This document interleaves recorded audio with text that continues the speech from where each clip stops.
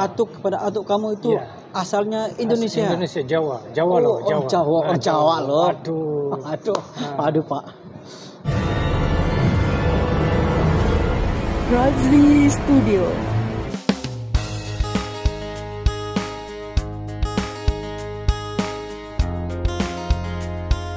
Assalamualaikum warahmatullahi wabarakatuh. Kembali lagi bersama Razli Studio. Pada hari ini saya kedatangan tamu. Tamu ini merupakan saya punya teman yang sudah lama saya tidak jumpa, dan ini kali saya berjumpa dengan dia. Nama siapa, asal dari mana, dan bekerja di mana?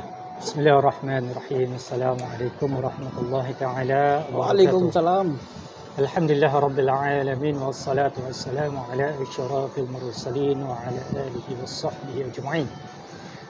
Saya Armas bin Muhammad Al-Yasin, bekerja sebagai kaki tangan awam biasa saja. Kuli-kuli saja bah.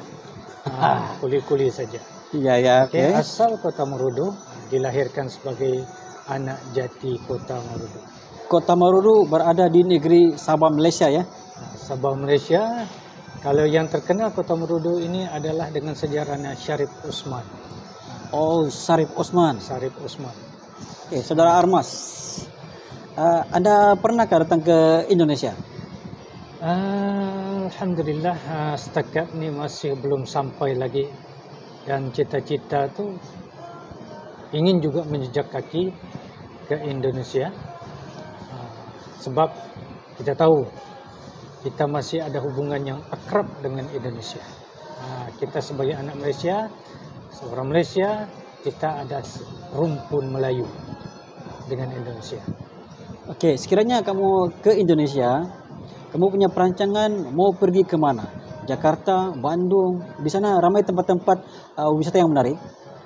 Kamu bercadang pergi ke tempat mana? Oke, jika ke Indonesia, saya suka banyak tempat.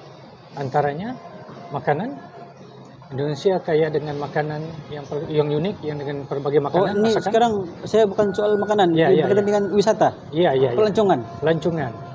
Ya, termasuk juga tuh lancung sambil makan. Kalau tak makan, Oke, ya, betul. Melancong namanya kan. Iya, betul. Oke. Antara yang menarik yang ingin dikunjungi di negara jiran kita, Indonesia. Yang pertama sekali saya berminat dengan tempat-tempat bersejarah. Seperti Wali Songo. Oh, Wali Songo. Wali Sembilan. Dan juga tempat pesantren. Di mana Indonesia terkenal dengan pesantren ataupun kita istilahkan dia pondok-pondok. Saya berminat dan suka untuk menjelajah ataupun berkunjung di negara jiran kita. Oke, kalau di Indonesia ada satu tempat yang dikenali sebagai Kota Madinah, yaitu di Temboro. Ya, okay. Adakah kamu tahu sedikit tentang Temboro nih? Oke. Kota Madinah atau Serambi Mekah juga terkenal di Indonesia, antaranya Temboro dan Aceh. Oh iya. Aceh juga terkenal dengan Serambi Mekah. Kita kalau di Malaysia kita terkenal dengan Kelantan, Serambi Mekah. Jadi tempat-tempat ni pada saya orang-orang yang mencintai agama Allah Subhanahu Wa Taala jika pergi ke Indonesia tidaklah menjadi suatu yang lengkap pengembaraan itu jika tidak pergi ke Serambi Mekah dan juga ini Aceh dan juga ini Temboro. Wah. Oke, sekiranya kamu ingin ke Indonesia, sebab Indonesia dikenali sebagai kuliner makanan yang sangat istimewa. Kamu punya apakah makanan yang kamu akan cari apabila kamu berada di Indonesia nanti? Oke, makanan Indonesia ini sangat unik. Oke, unik. Sangat unik. Kalau kita di Malaysia kita kenal dengan bakso, dengan soto, dengan bobola dagingnya, apa semua kan. Tapi di Indonesia ini, di saudara-saudara kita di sana, saudara serumpun kita banyak makan makanan unik sebenarnya. So, macam saya sendiri pun sebenarnya sebelah kepada atuk saya adalah darah Indonesia, Jawa. Iya. Ya, bawaan kepada atuk saya adalah bawaan perang. Oh, atuk kepada atuk kamu itu asalnya Indonesia. Indonesia, Jawa loh, Jawa. Jawa loh. Aduh Pak. Oke, seterusnya sekarang ini mungkin saudara Armas lebih tertarik kepada pesantren yang ada di Indonesia yang berkaitan dengan Wali Songo, Wali Sembilan. Sekarang sebenarnya ini Tuan Armas ini bekerja sebagai apa? Karena minat sangat dengan benda-benda begitu. Kerja sebagai kaki tangan awam sahajalah, yang biasa-biasa sahaja.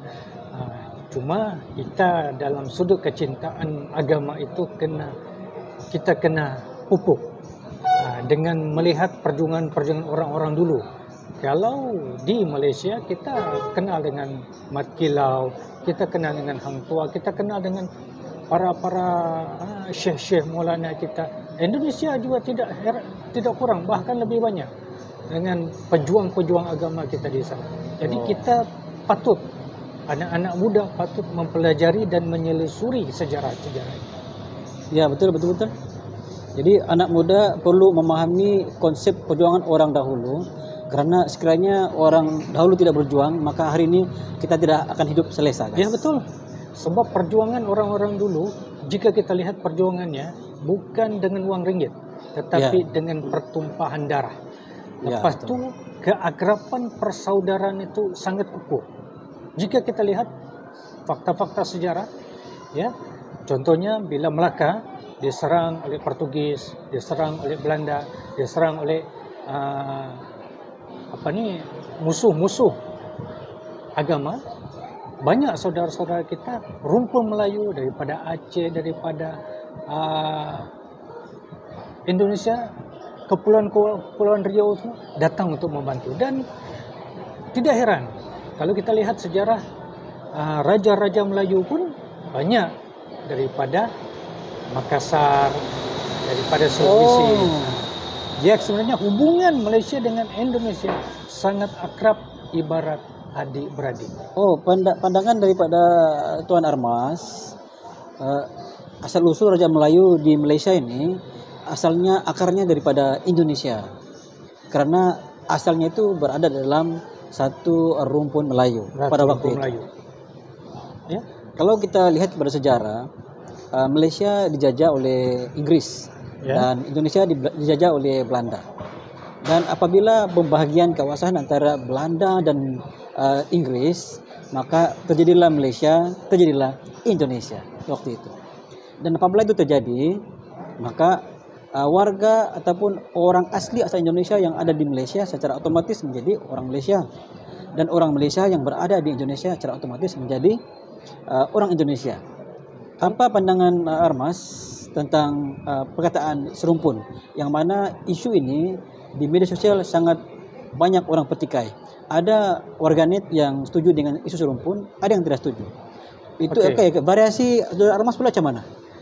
Pada saya, untuk fakta serumpun ni adalah relevan daripada dulu sampai bila-bila. Itu adalah fakta sejarah. Ya, sejarah. Manusia boleh lupa pada tamadun, tapi tamadun tidak akan sesekali lupa pada manusia. Ya, kalau kita lihat fakta sejarah, ya, tanah Melayu, begitu juga tanah Borneo kita banyak hubungan akrab. Ya, Indonesia, begitu juga dengan Mindanao atau Filipina kan. Dan kita sebenarnya dulu kita adalah serumpun tanah Melayu. Jadi cuma kita dipisahkan oleh itulah penjajah-penjajah barat, dan akhirnya kita menjadi negara-negara yang memerintah dengan sendirinya. Ya, jadi apapun pada sudutnya, anak-anak muda pada zaman kini sepatutnya menerap nilai-nilai murni, mengukuhkan hubungan antara satu dengan lain, dan menghormati undang-undang negara juga, itu penting. Ya, menghormati undang-undang negara, ya, itu kita penting. Sebab kita ini adalah negara-negara yang mana kita ini lebih besar kepada negara serumpun dan orang Islam. Ya, orang Islam itu bersaudara. Tetapi kita juga diajar dalam agama itu untuk menyayangi negara dan agama kita. Jadi oleh itu, walaupun kita dipisahkan dengan faktor geografi pentadbiran itu, tetapi kita disatukan dengan hubungannya akrab, darah daging itu darah kita yang sama, rumpun Melayu. Oke, demikianlah penjelasan daripada Saudara Armas tentang serumpun. Itu versi Saudara Armas. Mungkin banyak lagi versi lain yang Anda paham. Oke, dan seterusnya apa pesanan Saudara Armas kepada mereka yang melihat video ini? Pesanan saya kepada saudara-saudara serumpun semua, sama ada Malaysia, Indonesia, ataupun Filipina dan sebagainya, sebaiknya kita satu hati. Kalau kita tengok pun sekarang dari segi ekonomi kita bekerja sama, ya. Dari segi pembangunan pun kita bekerja sama, dari segi ketenteraan pun kita bekerja sama. Jadi situ sudah menampakkan bahawa hubungan itu sangat akrab. Jadi untuk apa lagi kita untuk mencetuskan, memprovokasikan atau merosakkan hubungan yang begitu intim, begitu baik, begitu mesra daripada dulu sampai sekarang. Jadi kepada semua anak-anak muda, anak-anak remaja sekarang, sebaiknya hormati budaya masing-masing, ya. Itulah budaya itu, setiap suku bangsa itu Allah ciptakan berpuak-puak, berbangsa-bangsa untuk kenal mengenal, cinta menyinta, sokong menyokong, ya, bantu membantu. Begitulah negara kita yang serumpun ini, adik-beradik daripada dulu dan sekarang hingga akan datang, insyaallah. Oke, untuk seterusnya ini lebih kepada perwisata atau pelancongan. Sekiranya ada orang Indonesia yang datang ke Malaysia, di manakah yang kamu boleh sarankan untuk dia pergi? Oke, kalau daripada saudara-saudara kita daripada Indonesia, kalau datang ke Malaysia untuk melancong, saya rasanya terlalu banyak pilihan, ya. Sama ada datang ke Semenanjung ataupun Borneo, Sabah atau Sarawak. Okey, kalau di Semenanjung kita banyak tempat-tempat di sana, ya, tempat-tempat pelancongan memang terkenal lah. Setiap negeri itu ada produk pelancongannya. Kita fokus di Sabah macam mana? Okey, kalau di Sabah saya mensyorkan bolehlah datang. Pertama sekali, tidak sah kalau datang kalau tidak ke kota Gunung Kinabalu. Iya, Gunung Kinabalu. Gunung Kinabalu, Kundasang, Kota Kinabalu. Dan di tempat saya sendiri juga, Kota Marudu punya produk pelancongan yang luar biasa. Ya, kita di sini banyak tempat hiking. Kita ada Melangkap. Kita ada Melangkap, ya, Seringsing. Mandi sungai sini ada. Laut pun banyak, ya. Kita di sini pesisir pantai banyak laut, banyak pantainya. Oh, okey. Jadi makanan di sini memang segar-segar. Loh, datang silakan, insyaallah. Sekiranya ada follower ataupun subscriber yang ingin menghubungi Saudara Armas, bagaimana mereka mau mencari Saudara Armas ni? Ada Instagram? Setakat ni Instagram ada juga. Okey. Instagram. Nanti Instagramnya saya akan papar di sini, ya. InsyaAllah. Boleh. Saya akan papar di sini. Lepas tu ada channel YouTube? Channel YouTube-nya kurang aktif.